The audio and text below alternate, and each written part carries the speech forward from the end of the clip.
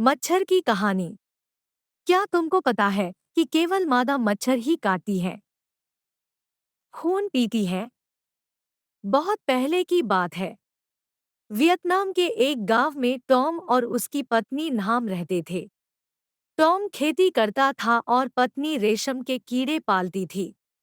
Tom बड़ा मेहनती था, पर न्हाम जिंदगी में तमाम ऐशोआराम की आकांक्षी थी। एक दिन न्हाम एकाएक बीमार पड़ गई। टॉम उस वक्त खेतों में काम कर रहा था। जब वह घर लौटा, उसने पाया कि न्हाम अब इस दुनिया में नहीं है। टॉम घुटने टेककर ईश्वर से प्रार्थना करने लगा। तभी उसे आकाशवाणी सुनाई दी कि वह समुद्र के बीच स्थित एक विशाल पहाड़ी पर न्हाम का शव ले जाए। कई दिनों की यात्रा के बाद टॉम न्हाम के शव के साथ उस पहाड़ी पर पहुंचा और एक खूबसूरत फूलों के बाग में ले जाकर शव को लिटा दिया। उसकी पलकें थकान से झपक ही रही थी कि सहसा सफेद बालों तथा तारों सी चमकती आंखों वाले एक महापुरुष वहां प्रकट हुए। उन महापुरुष ने टॉम से कहा कि वह उनका शिष्य बनकर इसी जगह शांति से रहे। पर टॉम ने कहा कि वह अपनी पत्नी न्हाम को बेहद प्यार करता है और उसके बगैर रह नहीं सकता। महापुरुष टॉम की इच्छा जानकर बहुत प्रसन्न हुए। उन्होंने कहा कि वह अपनी उंगली काटकर खून की 3 बूंदें न्हाम के शव पर चुआ दे। टॉम ने वैसा ही किया। तभी जादू सा हुआ। खून की बूंदें पड़ते ही न्हाम उठ बैठी। तब महापुरुष ने न्हाम को चेतावनी दी कि अगर वह ईमानदार और मेहनती नहीं बनेगी तो उसे सजा भुगतनी पड़ेगी।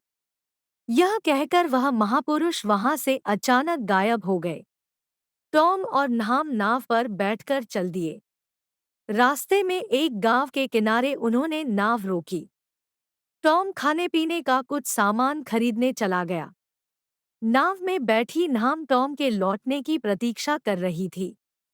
तभी एक विशाल सुसज्जित नाव उसके पास आई। उस नाव का मालिक एक अमीर था। उसने न्हाम को अपनी नाव पर आकर चाय पीने की दावत दी। चायपान खत्म हुआ तो अमीर ने न्हाम से उसकी खूबसूरती की प्रशंसा की और उससे शादी का प्रस्ताव रखा।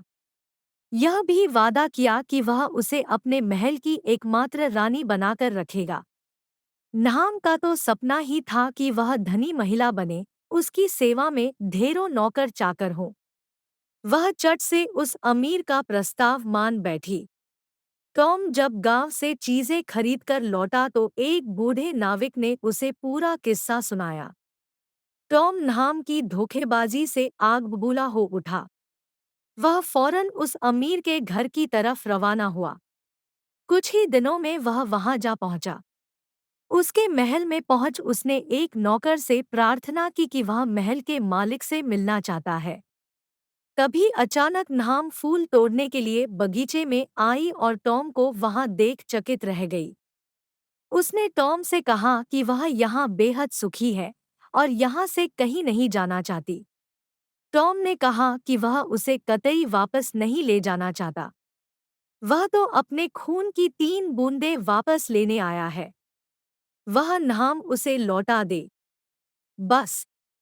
न्हाम इस बात से बेहद खुश हुई। चलो, खून की 3 बूंदें देकर ही छुटकारा मिल जाएगा।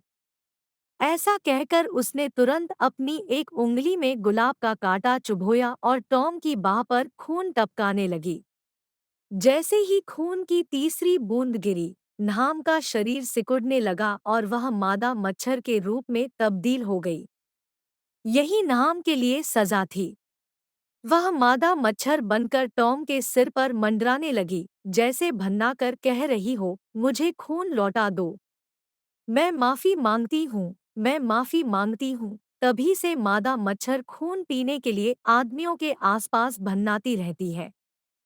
धन्यवाद सभी को। मिलते हैं अगली वीडियो में एक और नई कहानी के साथ। जय हिंद, जय भारत। ज्ञान की प्यास। उन दिनों महादेव गोविंद रानडे हाई कोर्ट के जज थे। उन्हें भाषाएं सीखने का बड़ा शौक था। अपने इस शौक के कारण उन्होंने अनेक भाषाएं सीख ली थी, किंतु बंगला भाषा अभी तक नहीं सीख पाए थे। अंत में उन्हें एक उपाय सूझा। उन्होंने एक बंगाली नाई से हजामत बनवानी शुरू कर दी। नाई जितनी देर तक उनकी हजामत बनाता, वे उससे बंगला भाषा सीखते रहते। रांडे की पत्नी को यह बुरा लगा।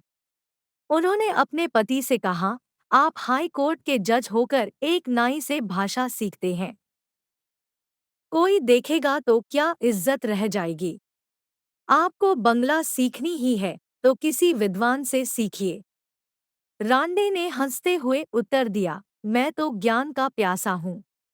मुझे जातिपान से क्या लेना देना। यह उत्तर सुन पत्नी फिर कुछ न बोली। Moral of kids story. ज्ञान ऊंच नीच की किसी पिटारी में बंद नहीं रहता। धन्यवाद सभी को। मिलते हैं अगली वीडियो में एक और नई कहानी के साथ। जय हिंद, जय भारत।